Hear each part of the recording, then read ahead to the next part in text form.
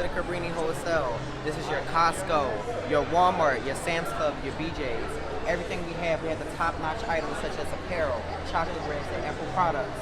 Do you guys own any Apple products? Yeah. I have a phone. What kind of Apple phone do you have? iPhone 8.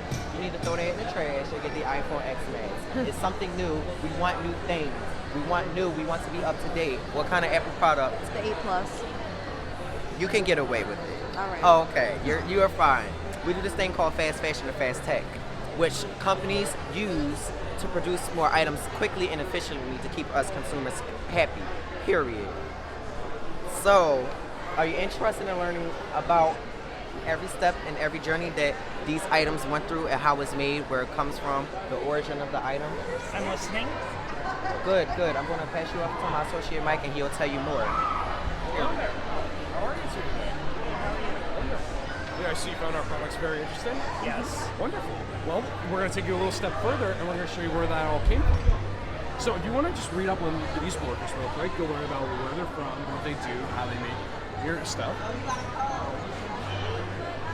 The wonderful James is ready for you. If you want to get started, would you read to him? Hey, how are you? Alright. Welcome to the East Congo. We work for Apple. This is my employee of the month right here. What she's doing is she's mining for minerals that we put inside of our phones, tablets, watches, PCs, Macs, iPads, you name it. So yeah, Apple comes out with products so often that she volunteered her services to work overtime. And not only is she getting that overtime money, we provide her with food, shelter, drinks, and the money she makes here, we pay her so much here. The money she makes here, she's going back and putting her siblings through school. She's buying furniture for the house, buying medicine for her family, and anything like that. Do you guys want to start? You guys want to work hard to provide for your siblings? Want to start today?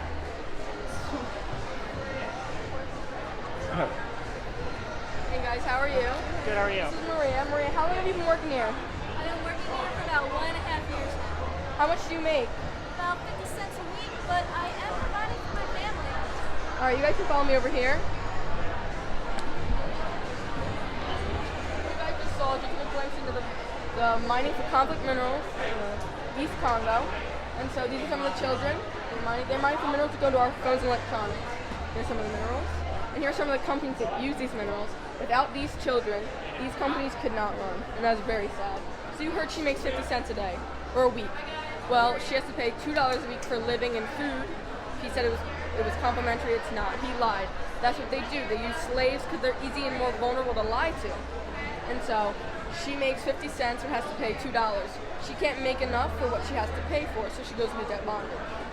Right now, Apple is the leading company that has become slave-free, not completely, but they took 6 years. They looked into their supply chain, and they made the change and cleaned it up a little more than everyone else. This is where some of the minerals go in your phones, and other things like jewelry has slavery in it. So you guys can take a look into the Ivory Coast and the making of chocolate. Come here. Yeah, you two. Let's go. Time is money. Oh, there's 3 of you. So, let me ask you this. You guys have families, right? Yes. You want to support those families, right? Yes. We'll put food on the table, send your kids to college. I got great news for you. Come with me.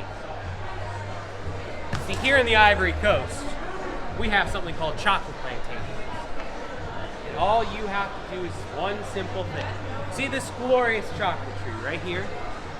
This, if I can get one, is the chocolate bean.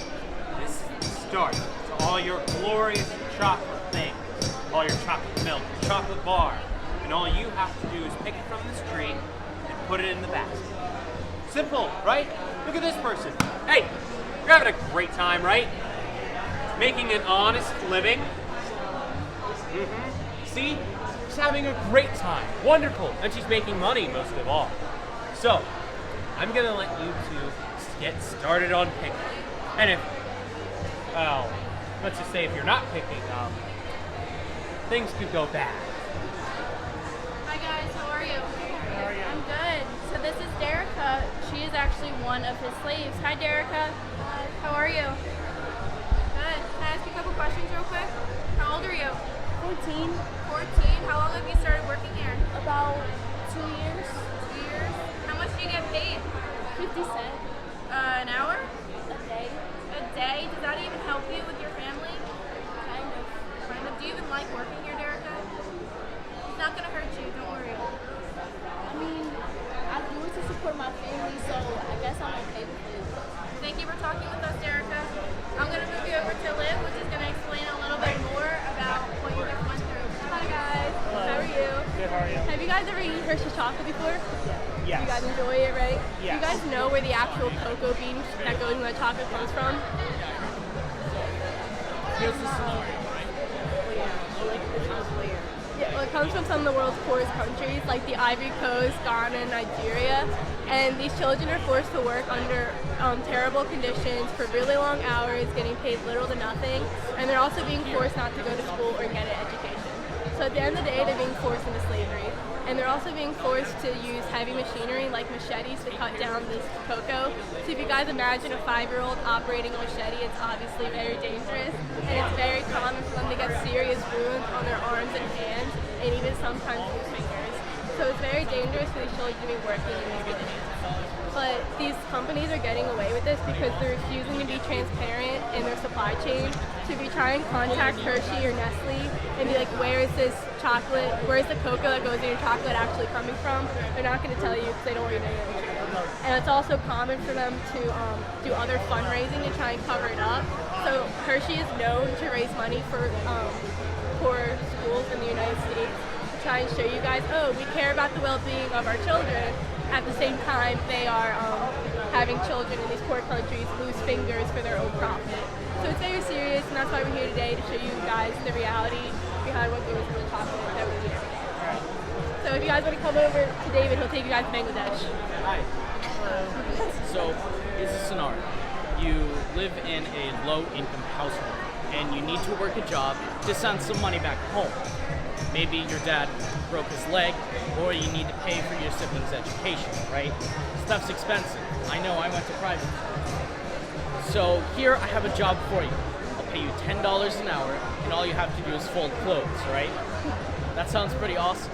I'll have you live close to our work site, so you can show up on time, and I'll take care of your bills for you. I'll pay your rent from how much you work, and I'll pay your transportation, and your gas, heating, electric, and even your miscellaneous costs. That sounds pretty awesome, right? All you guys have to do is go to work, which is right over there.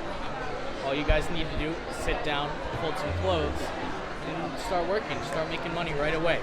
So that's the kind of operation we run here. So you just need to make your way over there as soon as that group is done, and we'll start working.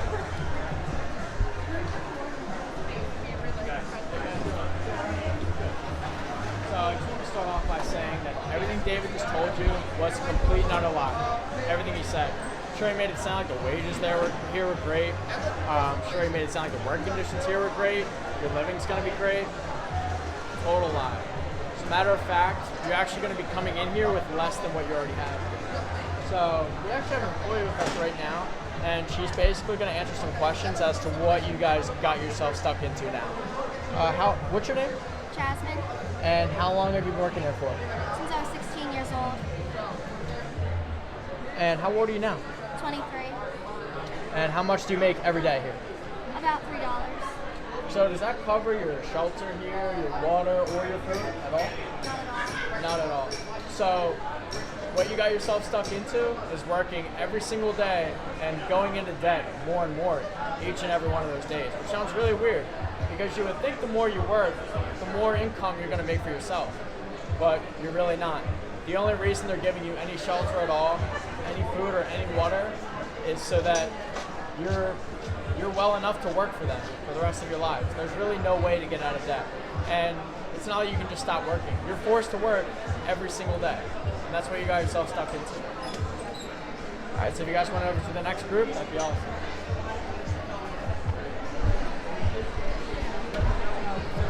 She's trying to change it. And also you can give a thumbprint with a signature under it if you would like as well, to let them know that you're standing against minors making. There you go, Paige. Use your leg. Oh no, absolutely. Yeah.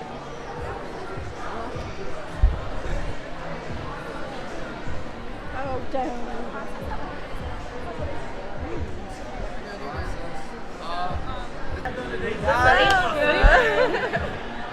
so ethical door simulation, what do y'all think or how do y'all feel about it? Depressing. Yeah. Do y'all feel like I learned about anything new? Learn anything new? Yeah. Alright, so look, ethical door simulation, you now know the power of your purchase. From the clothes that you wear to the food that you eat, people in other countries are producing our needs. All of y'all got iPhones? Yeah. For example, kids from the ages of 5, 6 to 17 years old are in the Congo region digging in mines, trying to find minerals that goes into your iPhone. So here at the advocacy table, there's certain ways you can advocate. Write to Congress, lobby the senators, and bring social media awareness. And we'll talk about a specific company that most people shop at and is least transparent. Mike will talk about that. Yeah, so here we've done our research. This is the chart letting us know the least transparent and most transparent companies that involve with modern slavery. And I'm sure you guys have all shopped at Walmart at some point in your life, right? Yeah. So basically Walmart is second only to Neiman Marcus in terms of having modern slaves in their supply chain for the longest time, as long as they've been around.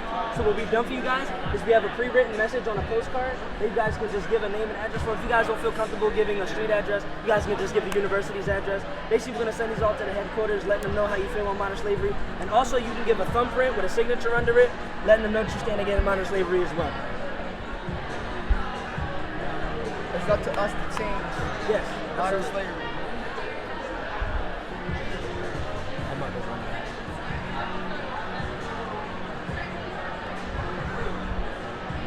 And when you do the thumbprint, just make sure you don't do it too hard. It gets really icky. Radnor, PA, and then the zip code is 19087. Fair trade, as if I'm a group. So, Fair Trade's a company where you don't have to. Fair Trade's idea where the companies allow their consumers to understand the idea of fair trade, such as everyday uses of clothes, chocolate, goods, and that we use on a daily basis. So starting from here, we have the pictures of the young men and women that were brought into slavery, lost any idea of education, human rights, independency, and were brought in to make money for their families. So after slavery, they started relearning the idea of fair trade, fair wages, and equal trade. So starting with fair trade coffee beans, the chocolates that they used to pick, any of the baskets, the rugs and bags that they used to make from the women in sex slave. So if you would like to learn more and help out, you can grab a piece of chocolate and grab a card, as well as visiting the website to learn more about the process.